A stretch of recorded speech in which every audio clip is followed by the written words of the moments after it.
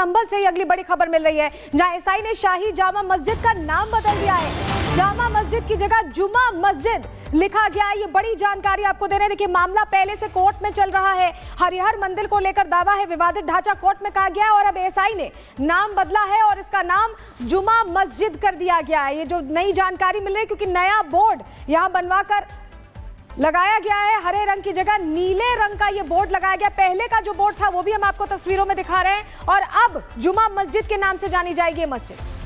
तो बिल्कुल यहां पर आर्कियोलॉजिकल सर्वे ऑफ इंडिया इसका बोर्ड लगा है और इसमें जुमा मस्जिद इस पर लिखा हुआ है और सारी जो जानकारियां हैं मोटे अक्षरों में यहां पर लिखी हुई हैं। और साहिल हमारे साथ जुड़ चुके हैं। साहिल, नाम ही बदल गया, हवा बदली लेकिन अब नाम बदल गया है।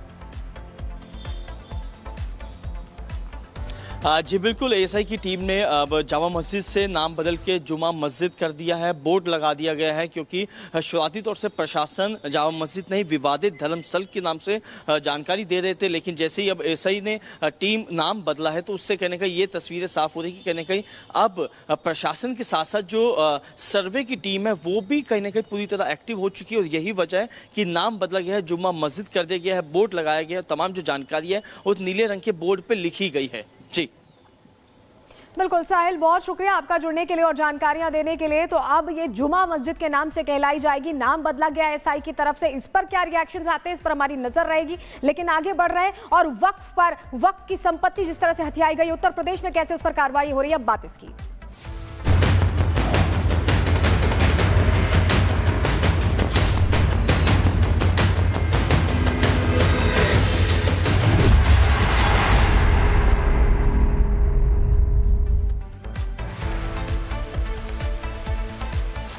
माफिया अतीक के परिवार का वक्फ संपत्ति पर कब्जे के मामले में देखिए एक्शन तेज हो गया। प्रयागराज में वक्फ संपत्ति पर अतीक परिवार का कब्जा है। संपत्तियों में दुकानें हैं, मकाने हैं, इमारतें भी शामिल हैं। करीबियों का 71 करोड़ की वक्फ संपत्तियों पर कब्जा है और वक्फ की जमीनों की मिट्टी तक निकाल कर बेची गई। इस तरह से पैसों की उगाही की गई है। पूर्व मुतवल्ली पर जमीन कब्जा करने का आरोप है और इन सभी संपत्तियों की जांच अब उत्तर प्रदेश सुन्नी सेंट्रल वक्फ बोर्ड और मंडलायुक्त प्रयागराज ने की थी और अब जांच में पाया गया कि प्रयागराज वक्फ बोर्ड के तत्कालीन मुतलवी सैयद मोहम्मद अशीम ने अतीक के परिवार को वक्फ की जमीनों पर कब्जा कराया। तो देखिए, इसी की बात हो रही थी विवेक। इसी तरह जो जमीनों पर कुछ माफिया कब्जा करके फायदा ले रहे थे, वो फायदा बंद होने वाला बड़ा खुलासा ये कर रहे हैं। बिल्कुल बड़ा खुलासा है। पैसे की उगाही की गई है, मिट्टी बेच दी गई जमीन की और इसके बाद मुतलवी को हटाया भी गया, वक्फ का नया मुतलवी नियुक्त कर दिया गया। तो ये सारी चीजें हुई और माफियागिरी पर जो एक्शन है वो बिल्कुल तेज है। तो माफिया अतीक के परिवार का वक्फ संपत्ति पर जो कब्जा है वो साफ तौर पर दिखता है। संपत्तियों में दुकानें हैं, मकान है, इमारतें हैं, उसे शामिल किया गया है। 71 करोड़ की वक्फ संपत्ति पर कब्जे की बात कही गई है। इसके अलावा जो बातें कही गई कि जमीन से जो मिट्टी, जो जमीनें बताई गई। और अजय दुबे हमारे साथ जुड़ चुके हैं। अजय, जो जानकारियां मिल पा रही हैं उसमें एक बड़ा खुलासा होता है, 71 करोड़ की संपत्ति अतीक अहमद और उसके परिवार वालों की। अब इस पर नया जो खोज है, नई जो एक जांच है, वो क्या कहती है? बिल्कुल, देखिए, ये जो जितनी भी संपत्तियां अतीक की वक्फ से जुड़ी बताई जा रही हैं, इनमें एक बड़ा हिस्सा है जिस पर बुलडोजर की कार्रवाई हम देख चुके हैं। चाहे वो अशरफ की बीवी जैनब की प्रॉपर्टी हो, इसके अलावा इमामबाड़ा जो शहर का है वहां पर इनलीगल तरीके से दुकानें बनाना वो हो, या फिर जो प्लेन लैंड्स थे वक्फ के वहां पर जमीन से मिट्टी खोद कर बेच देने का मामला हो। तमाम चीजें पहले से भी चर्चा में थी और अब क्योंकि वक्फ बिल पास हो गया है तो क्योंकि प्रयागराज में अतीक का एक अपना दबदबा था, जो कब्जे थे बड़े उस दौर में किए गए, ना केवल अतीक ने किए बल्कि आप लोगों से, अपने लोगों से बड़े पैमाने पर कराए। तो वो सब कुछ जोड़कर अब जो वक्फ का पूरा कैलकुलेशन पिछले हिसाब के से किया गया है, उसे आधार पर कहा जा रहा है कि इतना बड़ा नंबर था, धनराशि का इतना बड़ा नंबर था। और अब इस पूरे मामले को आइडेंटिफाई कराकर जो मुतवली हैं उनसे विवेचना कराकर और लेखपाल की मौजूदगी में अभी फाइनल नंबर के ऊपर काम किया जा रहा है कि कितनी बड़ी कब्जे की संपत्ति थी जो पहले अतीक के साम्राज्य के दौर में खड़ी। संभल सांसद जियाउर रहमान बर्क से आज पूछताछ होगी और पूरी पूछताछ होनी है। हिंसा मामले में पुलिस ने पूछताछ के लिए उन्हें बुलाया है।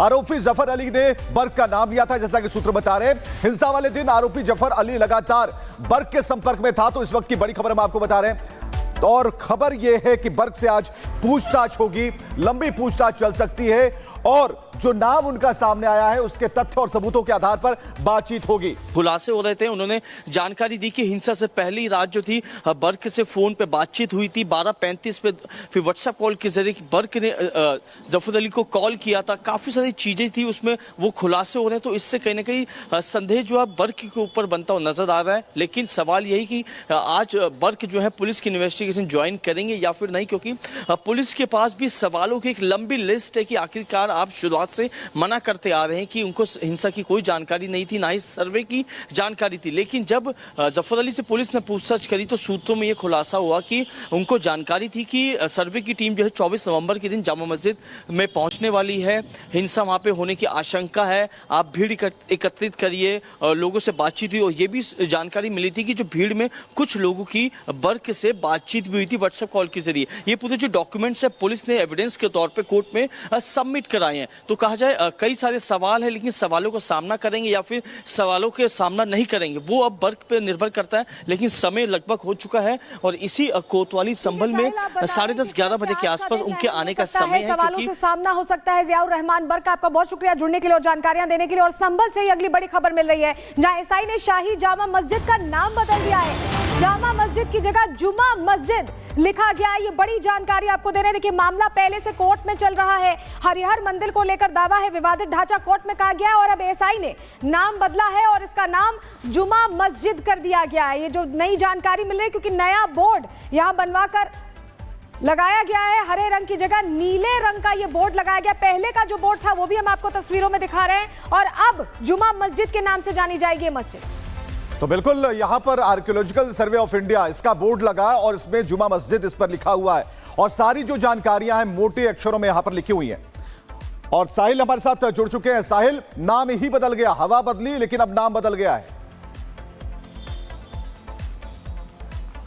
जी बिल्कुल, एएसआई की टीम ने अब जामा मस्जिद से नाम बदल के जुमा मस्जिद कर दिया है, बोर्ड लगा दिया गया है। क्योंकि शुरुआती तौर से प्रशासन जामा मस्जिद नहीं विवादित धर्मस्थल के नाम से जानकारी दे रहे थे, लेकिन जैसे ही अब एएसआई ने टीम नाम बदला है तो उससे कहने का ये तस्वीरें साफ हो रही कि कहने कहीं अब प्रशासन के साथ साथ जो सर्वे की टीम है वो भी कहीं ना कहीं पूरी तरह एक्टिव हो चुकी है। और यही वजह है कि नाम बदला गया है, जुमा मस्जिद कर दिया गया है, बोर्ड लगाया गया है। तमाम जो जानकारी है उस नीले रंग के बोर्ड पर लिखी गई है। जी बिल्कुल साहिल, बहुत शुक्रिया आपका जुड़ने के लिए और जानकारियां देने के लिए। तो अब ये जुमा मस्जिद के नाम से कहलाई जाएगी, नाम बदला गया एसआई की तरफ से। इस पर क्या रिएक्शंस आते हैं इस पर हमारी नजर रहेगी। लेकिन आगे बढ़ रहे हैं और वक्फ की संपत्ति जिस तरह से हथियाई गई उत्तर प्रदेश में कैसे उस पर कार्रवाई हो रही है, अब बात इसकी।